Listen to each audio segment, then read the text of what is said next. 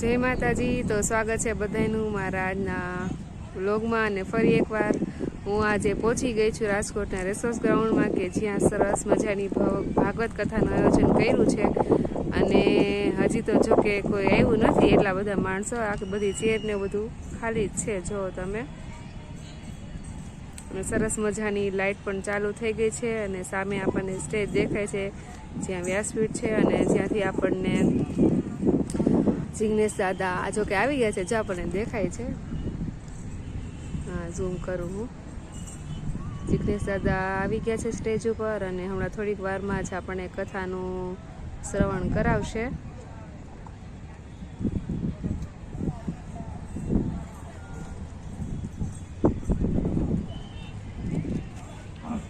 આગળ સોફાનું અરેન્જમેન્ટ કરેલું છે। આપ સૌને વાત એ કરતો હતો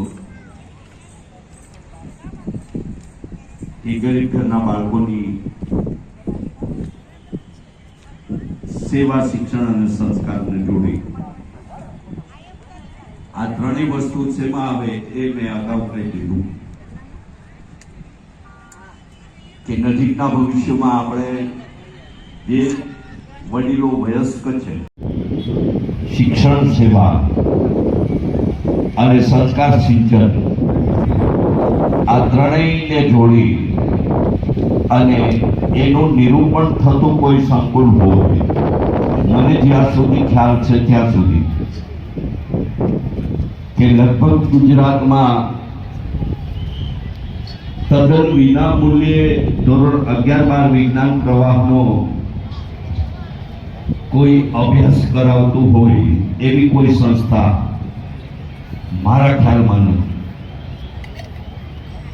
અને તેથી જ ગુજરાતને એવી સંસ્થા મળવા જઈ રહી છે કે જે ધોરણ 11-12 વિજ્ઞાન પ્રવાહના બાળકોને તદ્દન મફત તથાસ્તુ વિદ્યાપીઠના એ પાવન પ્રાંગણથી અને આપ સૌના સાથ અને બીજા સંકુલ હશે કે જે ધોરણ 11-12 વિજ્ઞાન પ્રવાહના બાળકોને તદ્દન નિઃશુલ્કપણે અભ્યાસ કરાવતું હોય।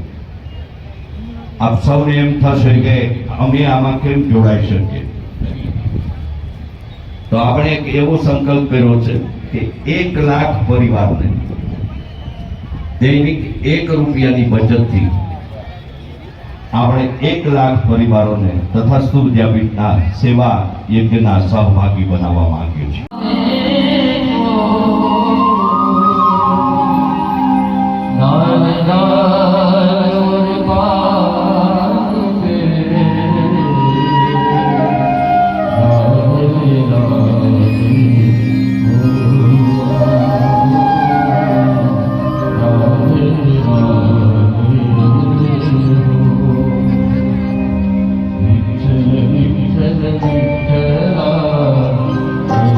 Oh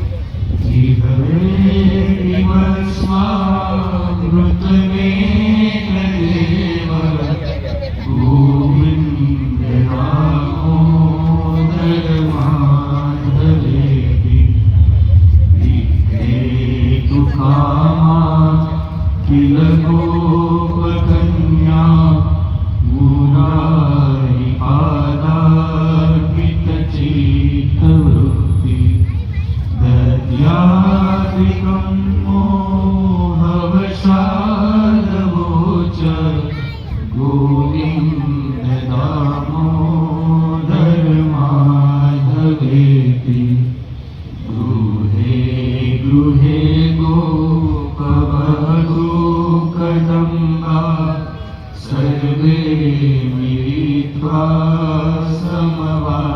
समवाप्ययोगम् पुण्यानि नामानि पठन्ति नित्यम् गोविन्द दामोदर माधवेति सुखं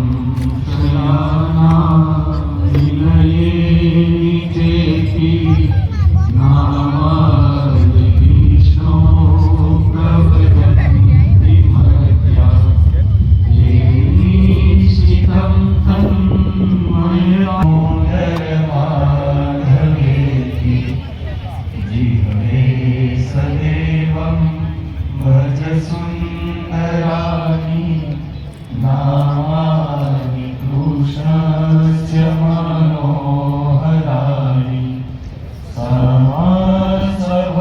समस्तभक्तानि विनाशनानि गोविन्द दामोदर माधवेति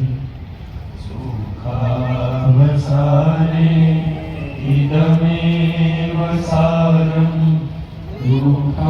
दुःखावसाने इदमेव ज्ञेयम् देहावसाने इदमेव चाप्यम् गोविन्द दामोदर माधवेति श्रीकृष्ण राधा गोकुलेश गोपाल गोवर्धननाथ विष्णु जिह्वे पिबस्वामृतनेतदेव गोविन्द दामोदर माधवेति जिह्वे रसज्ञे मधुरप्रिया त्वं सत्यं हितं त्वां परमं वदामि आवर्णयेथा मधुराक्षराणि गोविन्द दामोदर माधवेति त्वामि वेदङ्गधरे कृतान्ते वक्ता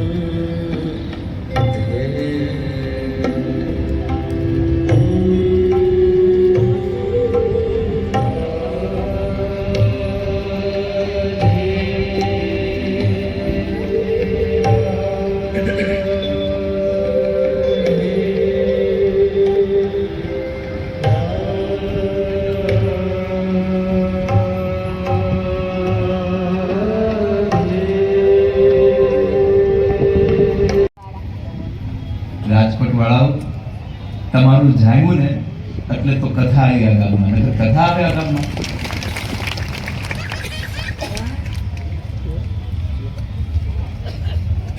ઘણા બીજી ભાષામાં તમને કહું છું, તમારું ઉપડી ગયું એટલે કથા આવી આ ગામમાં, નકર કથા આવે આ ગામમાં?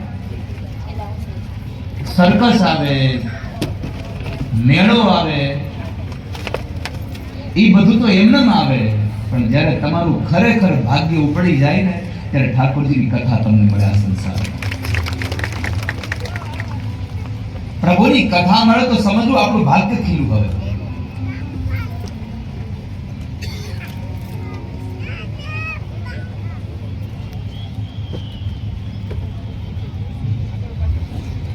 આત્મને સાધવા માટે ગમે તે માર્ગ લે.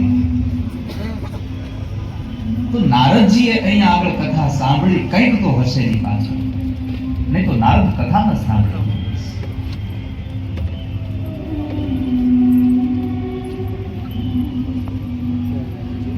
બાપજી અમે તમને પ્રાર્થના કરીએ છીએ, અમને બતાવો નારદે કથા શું કામ સાંભળી. સાંભળો શ્રમિકો,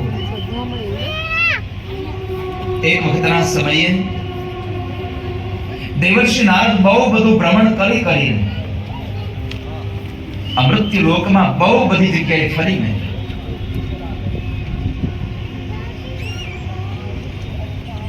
બદ્રી વિશાળ ક્ષેત્રમાં ગયા, અને એ બદ્રી વિશાળ ક્ષેત્રમાં સનત કુમાર મળ્યા.